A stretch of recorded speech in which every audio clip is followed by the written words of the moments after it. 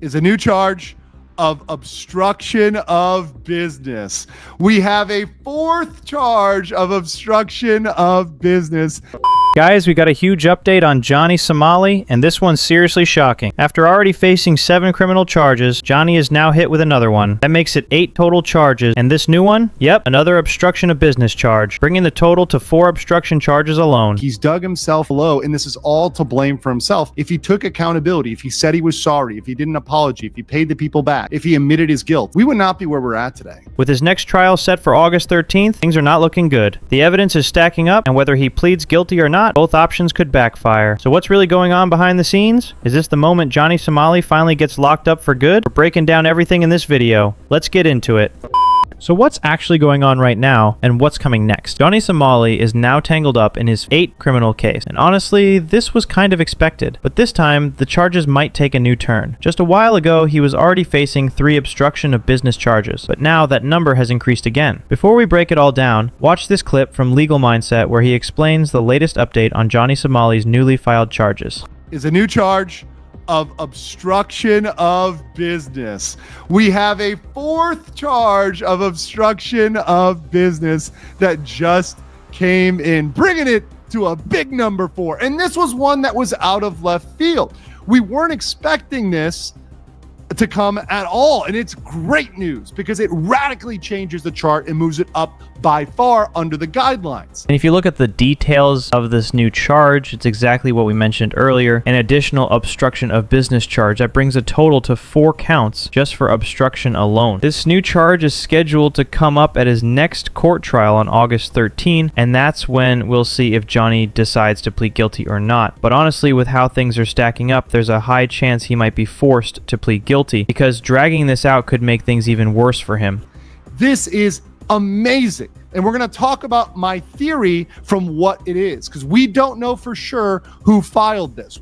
I have speculation, and I will speculate later. But all we know is in the official court files on 7/25, that was Friday, officially he was indicted on a 4th count of obstruction of business. But here's what I really want to point out. It's actually a good sign that the South Korean authorities are finally stepping things up. At least now they're taking the charges more seriously and pushing for stronger cases against him. Now, yeah, Johnny is still technically free right now, and a lot of people think he might somehow escape punishment again, and honestly, it was starting to look that way. But this time feels different. The authorities seem to be going for the heavier charges, and that could spell real trouble for Johnny. And here's where it gets even more shocking. This new obstruction charge might actually be linked to that bus incident based on the information coming out. If that's true, then this could be a major turning point in the case. Based on information that certain people on the Somali conviction team were asked, because they were asked information, or not, they actually aren't on the team, they're related to the team, they communicate with the team. Those people were asked specific questions about a bus. So we think it's highly likely it's a bus. It's a bus incident, because they were asked those questions a few weeks ago.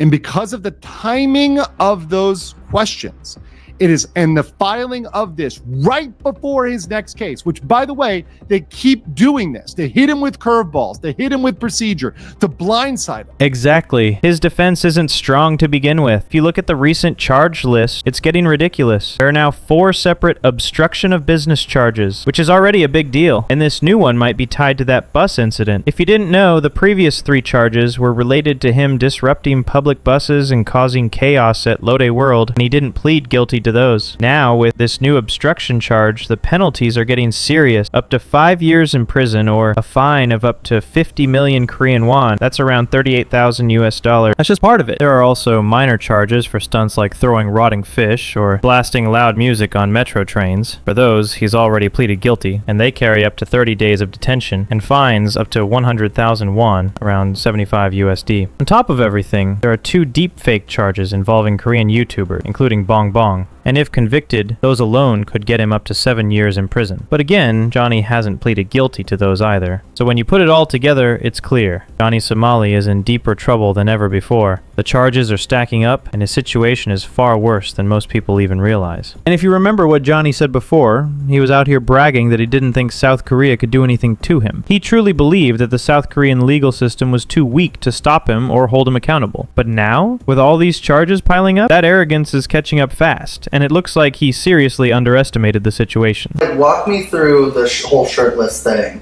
The other day, I just want I'm kind of like this. I did it as kind of like you to these YouTubers and the ones that are commenting on my downfall in Korea and how I'm gonna get, the years keep going up. First they said, oh, it's 5 years, now it's 10 years, now he's gonna get 20 years, now he's gonna get 30 years. So I was like, I'm gonna show you guys how far I can push the boundaries, and I'm gonna show you that the Korean government is not gonna do anything to me because I'm an American citizen, A. And B, I don't do anything seriously violent or drug crime. The Korean legal system is not as strong as people think and perceive it to be. It's really like, if you, like, even the dude that punched me in the face and I had to go get stitches, like, the other people, bro, he's let out of jail the same day. Like, there's no pre-trial detention. And I took my shirt off and I got drunk and I'm just like, I want to show them and make these YouTubers look so dumb. Because now the narrative is changing. Voice Critical dropped the video yesterday. 2 million views already in one day. And he's like, yo, Johnny's gonna get away with everything at this point. Like, they just keep arresting him, letting him go, arresting him, letting him go. So I just want to show them I will continue to do whatever I want as a